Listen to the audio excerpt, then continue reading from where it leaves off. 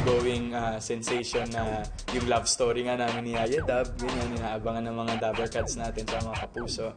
So, abangan nyo na lang kung ano yung mangyayari. Ito, ang dating nito, parang live soap opera. Parang ganun yung dating niya. Well, bongga talaga dahil instant hit ang tambalang Aldab na maging si Alden ay hindi makapaniwala sa popularity ng tandem nila.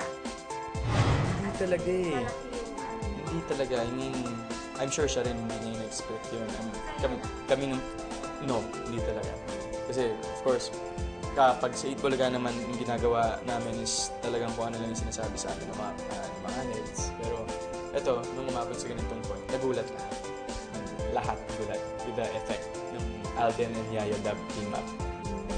Malaking pinagbago. Alam mo, nakakatuwa na itong Yaya Dab, Aldab na team up. Kumbaga, ngayon, inaabangan na siya ng mga viewers. And nakakatuwa kasi ang daming nag-tweet sa akin, nag-Instagram message na kinikilig daw sila every tanghali. Tapos pinapanood nila yung segment na yun everyday.